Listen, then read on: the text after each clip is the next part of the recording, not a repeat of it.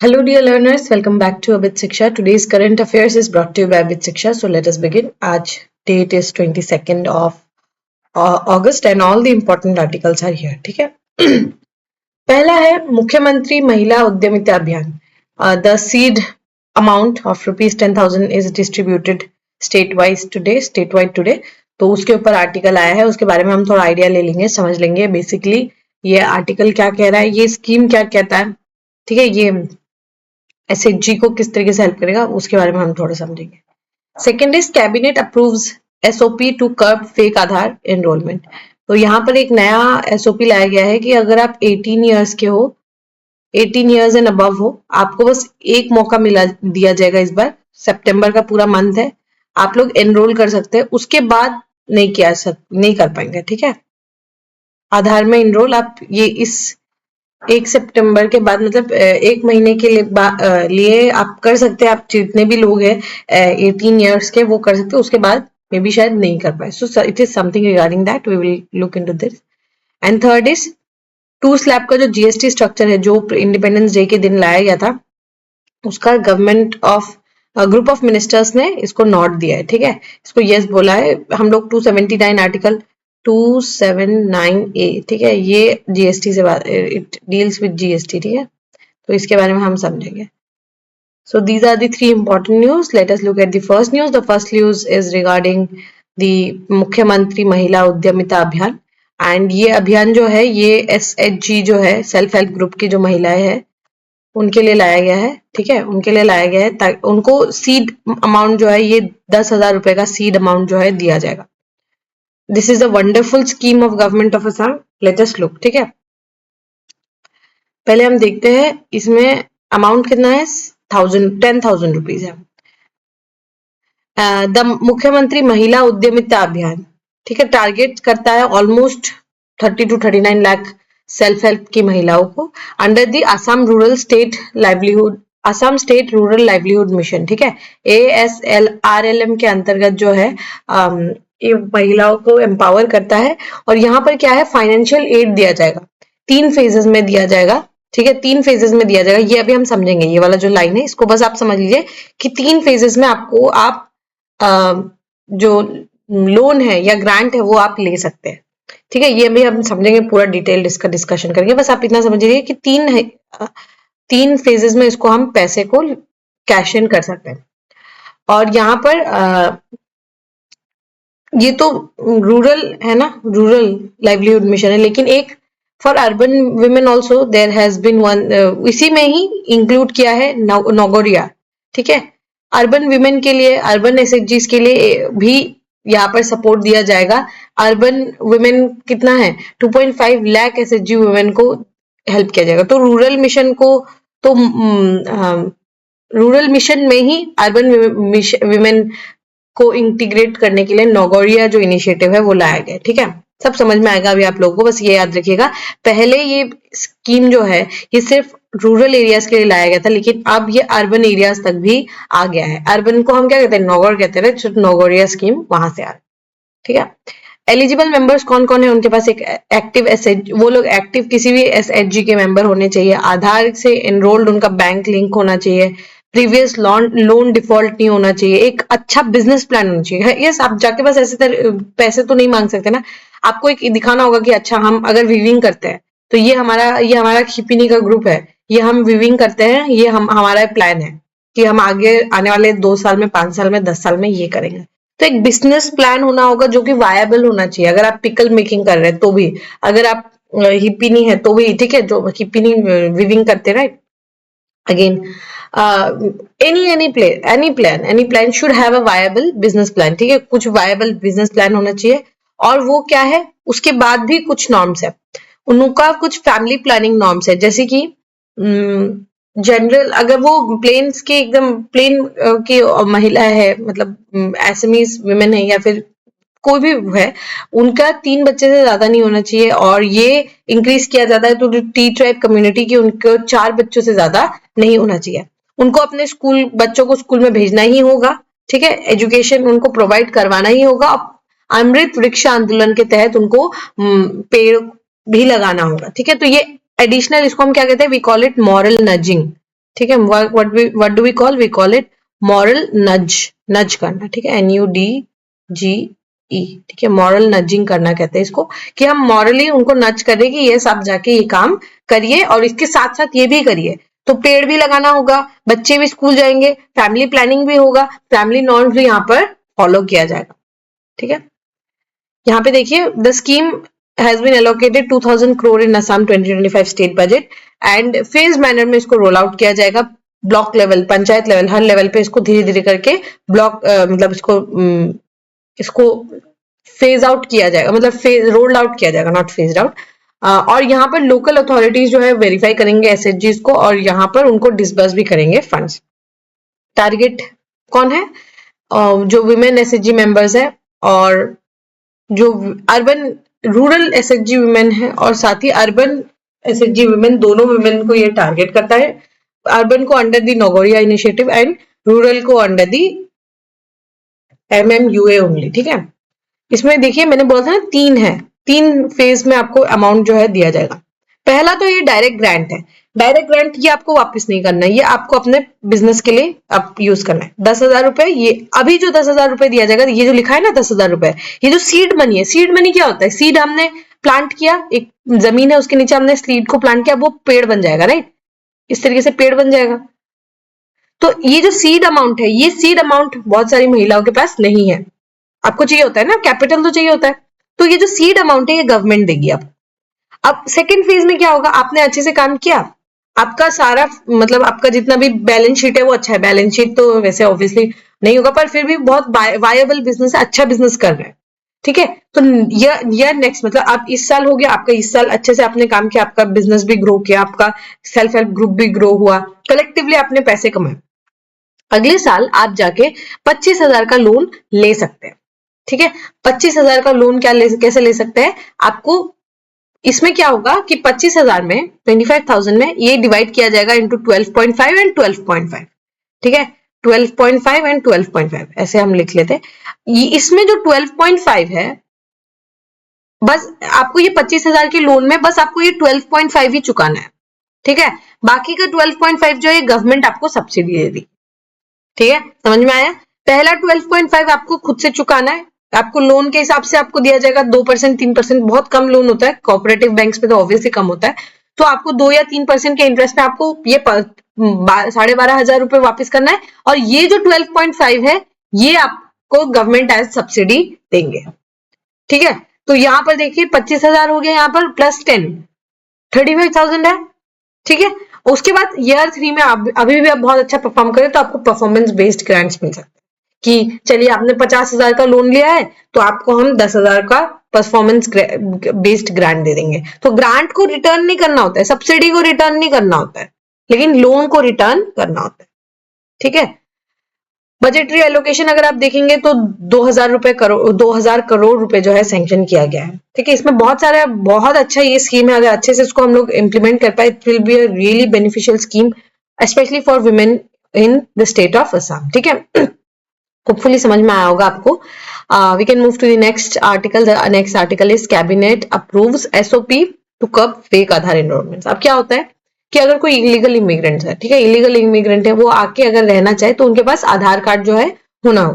तो आधार कार्ड क्या होता है कि आप कोई भी एज में आप जाके बनवा सकते हैं ना, तो लेकिन ये मेन इशू है कि आधार कार्ड को they use as an identity of proof, actually it is not proof of citizenship, वो लोग लेकिन इसको as a proof of citizenship use करते हैं। It is not a proof of citizenship, rather it is a proof of identity. School में होता था ना, आई कार्ड होता था हमारे स्कूल में, कि ये मेरा नाम है, ये मेरा पता है, ये मेरे फादर का नाम है, एंड ये मेरे फादर का नाम तो ऑब्वियसली नहीं होता उसमें, पर ये मेरा नाम है और ये मेरा क्लास है, और इस तरीके से लिखा होता था ना कि आई कार्ड है, उसमें आपका बेसिक डिटेल्स लिखा होता था। So it was a proof of identity for you, right. तो इसीलिए उसका नाम क्या था? Identity card, right. लेकिन सेम आधार भी जो है it is an identity card, ठीक है। इट इज नॉट समथिंग जो कि it is not your proof of citizenship, ठीक है। आपका प्रूफ ऑफ सिटीजनशिप नहीं है, voter card is your proof of citizenship, लेकिन आधार जो है आपका प्रूफ ऑफ सिटीजनशिप नहीं है। तो इसीलिए जो इलीगल इमिग्रेंट्स है उनके पास भी आधार है, सबके पास आधार है। तो अभी अगर आप 18 साल से पहले तक आपको आधार बना लेना है, और क्योंकि हम न्यू बॉर्न बेबीज का भी आधार बना सकते हैं, उनका एक 12 डिजिट का यूनिक नंबर रहेगा, एज के साथ उसको आप चेंज करते हुए रहेगा, लेकिन ये जो यूनिक डिजिट है ये आपको एलोकेट करेगी गवर्नमेंट एक बार ही। अभी अगर कोई भी है जिनका आधार कार्ड नहीं है, उनके पास सितंबर का पूरा महीना है कि वो सितंबर के पूरे महीने तक आधार कार्ड अपना करवा ले, बनवा ले, 1 महीने के अंतर्गत अपना जो है आधार कार्ड बनवा ले, क्योंकि उसके बाद उनको बनाना अलाउ नहीं किया जाए, ठीक है। So Assam cabinet has approved a revised SOP for Aadhaar enrolment citizen above 18 के ऊपर अगर आपका एज है और आपने अपना आधार कार्ड नहीं बनाया, उनको बस 1 महीने का मौका यहाँ पर दिया जाएगा, allowing any enrollment in rarest of the rare case with permission of district commissioner। 18 साल के ऊपर अगर आप बना रहे, बहुत rarest of the rare case होना चाहिए कि हाँ भाई इनका आधार आप बना दीजिए, तो डिस्ट्रिक्ट कमिश्नर का यहाँ पे परमिशन लेने के बाद आपका आधार बनेगा अगर आप 18+ है। सो स्ट्रिक्टर नॉर्म्स जो है यहाँ पर हमें देखने को मिलेगा। ऑब्वियसली इसका एम क्या है, फ्रॉडुलेंट जो आधार के इशुएंस के केस होते हैं, इन्फिल्ट्रेटर्स जो है यूज कर लेते हैं, ठीक है, बॉर्डर को क्रॉस करने के लिए हो जाता है इनके पास, तो और ऊपर से जो चेकिंग होता है उसमें भी तो दे कैन शो, राइट, तो वो क्या है, एक बहुत बड़ा इशू बन जाता है इलीगल इमिग्रेशन का। However the restriction is exempted for 1 year for SC ST और टी गार्डन के जो वर्कर है उनके लिए जो 1 साल तक इसको हम एक्सटेंड करेंगे कि जो एक साल तक वो बना पाएंगे। नॉर्मल सिटीजन के लिए it is only 1 month, that is the month of September, लेकिन जो एससी है, एसटी है, टी गार्डन के कम्युनिटीज के वर्कर्स है, उनके लिए हम एक साल तक इसको एक्सटेंड करेंगे प्रोग्राम को, ठीक है, ताकि वो भी इनरोल हो जाए। No one should be left out, right. Next is जो दिगोली पुकुरी टू नूनमाटी जो फ्लाईओवर है, 4 लेन का जो फ्लाईओवर बन रहा है, उसका नाम महाराज पृथु फ्लाईओवर जो है बना रहे। हिस्टोरिक रूलर थे, इंडिजिनस रूलर थे, कामता किंगडम बनने से पहले he was the ruler, right, और बख्तियार खिलजी को उन्होंने हराया था। उसके बाद कानाई बोरक्सीबुआ जो रॉक इंस्क्रिप्शन है वहां पर लिखा था 1206 में, राइट, 1206 में उन्होंने ही डिफीटेड दी बख्तियार खिलजी, राइट, तो उसमें उन्होंने वो रॉक इंस्क्रिप्शन को भी इरेक्ट किया था। तो इंडिजिनियस कम्युनिटीज के वो प्राइड को शो करने के लिए वो जो फ्लाईओवर है उसका नाम महाराज पृथु फ्लाईओवर रखेंगे, ठीक है। तो फ्रॉम दिगोली पुकुरी टू नूनमाटी ये फ्लाईओवर जाता है। आप लोगों ने डेफिनेटली देखा होगा सिलपुकुरी एंड चांदमारी के वो जो रास्ता है, वो वाला फ्लाईओवर का नाम ही महाराज पृथु फ्लाईओवर रखा जाएगा, ठीक है। इसमें एक और चीज भी था यहाँ पर कि आईआईएम भी आप लोगों ने सुना होगा, राइट, कि Indian institute of management Guwahati, IIM Guwahati जो है यहाँ पर ओपन किया जा रहा है, तो गवर्नमेंट ने उसको भी वेलकम किया। देन अगेन जो कैबिनेट ने एक्नॉलेज किया जो जॉइंट एविक्शन ड्राइव था government of Assam and government of Nagaland and forest department का एक मिलके एक एविक्शन ड्राइव था, तो ये जो काफी सक्सेसफुली इसको कंडक्ट करवाया गया, इसीलिए असम के गवर्नमेंट ने उनको एक्नॉलेज किया। साथ ही जो जगह पर इस तरीके से डिस्ट्रक्शन हुआ है, ऑब्वियसली डिसरप्शन तो हुआ ही है, रिसोर्सेस पेड़ वेड़ गिराए गए हैं एंड देन घर गिराए गए, तो बहुत ज्यादा बायोडाइवर्सिटी को रिस्टोर करने की जरूरत है, इसलिए एक जॉइंट प्लांटेशन ड्राइव भी बिगिन किया जाएगा अगस्त 23 से, ठीक है।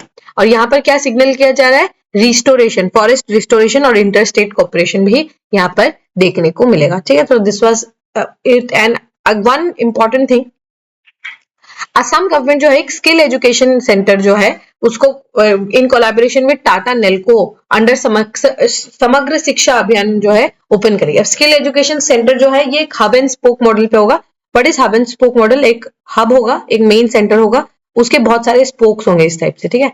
तो उसके बहुत सारे छोटे छोटे सब सेंटर्स होंगे, तो ये जैसे ये 10 ऐसे हब्स बनाए जाएंगे और 70 स्पोक्स जो है बनाए जाएंगे, मतलब एक हब में 7 स्पोक्स बनेंगे, ठीक है। तो जैसे अगर जैसे गुवाहाटी में अगर एक हब है कि मतलब कोई स्किल सेंटर का अगर हब है, तो उसके 7 स्पोक मॉडल्स होंगे, सब 7 स्मॉल छोटे छोटे उसके छोटे छोटे जो है इसके क्या कहते हैं ऑफशूट्स टाइप आप समझ सकते हैं। जैसे एक अगर गुवाहाटी में है तो वो जो एजुकेशन सेंटर है उसका एक पार्टनर या सिस्टर एजुकेशन जो है मे बी वो आपके नॉर्थ गुवाहाटी में होगा, एक मे बी आपका हाजो वाले साइड में होगा, ठीक है। तो इस टाइप से 10 हब और 70 स्पोक्स मॉडल जो है ये ओपन किया जाएगा स्किल एजुकेशन के लिए, ठीक है, स्किल एजुकेशन के लिए। तो एक अगर मेन ब्रांच, अगर जैसे बैंक्स का होता है ना कि एक मेन ब्रांच है उसके छोटे छोटे सब ब्रांचेस होते हैं, सिमिलरली एक मेन ब्रांच होगा उसके 7 छोटे छोटे सब ब्रांचेस ओपन किए जाएंगे। और ये हम किन के साथ पार्टनर कर रहे हैं? We are partnering it up with Tata Nelco. इसमें 75-25 का जो है इन्वेस्टमेंट मॉडल रहेगा डिजिटल इंक्लूजन के लिए ऑब्वियसली और एजुकेशन के लिए इसको लाया जा रहा है। ठीक है, समझ में आया? और इसमें ट्रेड एंड सैटेलाइट कम्युनिकेशन जो है यहाँ पर किया जाएगा, सैटेलाइट से कम्युनिकेट जो है यहाँ पर किया जाएगा, सैटेलाइट कम्युनिकेशन जो है यहाँ पर यूज किया जाएगा। ठीक है, चलिए we can move to the last news. The last news is कि जो government of group of ministers है वो इन्होंने यहाँ पर रेट रैशनलाइजेशन जो है किया है। ठीक है, जो स्लैब्स थे ना, जो हमारे स्लैब्स थे जीएसटी के, जो हमारे स्लैब्स थे ना, तो वो जो जीएसटी के स्लैब्स है वहां पर हमने क्या देखा था कि 2 स्लैब्स लाए गए थे। जो 18% वाला जो स्लैब है उसको हटा दिया गया था एंड जो 28% है उस वो वाला स्लैब को भी हटा दिया गया था, राइट। सो जो दो स्लैब्स थे, नॉट 18 बल्कि इट वाज 12%, 12.5% वाला जो स्लैब था, और साथ ही यहाँ पर आपका 28% वाला जो स्लैब था वो उसको हटा दिया गया, राइट। सो ये जो 2 स्लैब्स हटाए गए, इसके कारण क्या होगा, जो ईज डाउन होगा जीएसटी का स्ट्रक्चर को जो है समझना आसान होगा। जो छोटे वेंडर्स है उनके लिए तो और ज्यादा हेल्पफुल रहेगा, तो उनको वेलकम किया है जीएसटी काउंसिल ने, इसको पूरा वेलकम किया है। This is the first 2 steps the proposal must pass before the implementation. ठीक है, और पहला तो एक्सेप्ट करना होगा और देन उसको पास करना होगा। The second step would be GST council to accept the change. पहले तो प्रपोजल को पास किया जाना होगा obviously, right, and then pass होने के बाद उसको एक्सेप्ट करना होगा। It was centre's proposal to end the 2 slabs of 12% and 28%। जैसे मैंने आपको बताया कि एक स्लैब जो है 12% वाला 5% के साथ मर्ज हो जाएगा, और जो हमारा एक और स्लैब था 28% वाला वो 18% के साथ मर्ज हो जाएगा। ठीक है, तो 2 स्लैब्स जो थे उनको घटाकर 2 स्लैब्स के साथ मर्ज किया जाता है। We discussed that the proposal have supported it. We discussed that proposal and have supported it. We recommend it and now the GST Council will decide on it. तो मतलब ग्रुप ऑफ मिनिस्टर्स ने इसको सराहना किया है, इसको accept भी किया है। ठीक है, अब देखिए यहाँ पर क्या है, जीएसटी काउंसिल के बारे में हम समझ लेते हैं। जीएसटी काउंसिल जो है जीएसटी एक्ट के तहत जो है इसको बनाया गया है, और आर्टिकल 279 ए के तहत जीएसटी काउंसिल फॉर्म किया जाता है। ठीक है, इसमें जीएसटी को लेकर डिस्कशन होता है। 1/3 जो है 1/3 मेजोरिटी से आपको इसको पास करवाना रहता है। इसके मेंबर्स जो है वो 66% मेजोरिटी से इसको पास कराना होता है। ठीक है, 2/3 होगा, 2/3 मेजोरिटी से इसको पास करवाना होता है। ठीक है, इसके मेंबर्स कौन कौन है? सबसे पहले तो काउंसिल है, यूनियन फाइनेंस मिनिस्टर यहाँ पर चेयरपर्सन होते हैं, और union minister of state finance यहाँ पर सेंटर के भी मिनिस्टर होते हैं। ठीक है, तो ये 2 मेंबर होता है, और हर एक स्टेट यहाँ पर रिप्रेजेंट करता है अपना एक मिनिस्टर इंचार्ज ऑफ फाइनेंस या टैक्सेशन को, वो रिप्रेजेंट करते हैं। ठीक है, तो सेंटर से और स्टेट्स, हर स्टेट से एक एक रिप्रेजेंटेटिव यहाँ पर आके अपने स्टेट को रिप्रेजेंट करते हैं। ठीक है, फंक्शंस क्या क्या है आर्टिकल 279 के तहत, जो भी है इंपॉर्टेंट वर्क होते हैं, जैसे ये स्लैब स्ट्रक्चर चेंज करना हो, रिकमेंडेशन देना हो, कोई अगर इंपॉर्टेंट इश्यूज है जीएसटी को लेकर, जीएसटी लॉज को लेकर, या क्या क्या चीज जो है वो एग्जेम्प्ट किया जा सके जीएसटी से, वो सारा डिस्कशन यहीं पे होता है, यही इसी काउंसिल पे होता है। तो अभी जो स्लैब चेंज है वो भी इसी काउंसिल में डिस्कस किया जाएगा, and then it will be pass. 66% vote चाहिए ही होगा, अगर आपको कुछ भी पास करवाना है, you have to have 66% of the votes. Clear? समझ में आप लोगों को? All right. With this, we have come to end of today's session. If you have liked this session, don't forget to give a like and write down in the comment section. We will meet in the next session very soon. Till then, take care and thank you.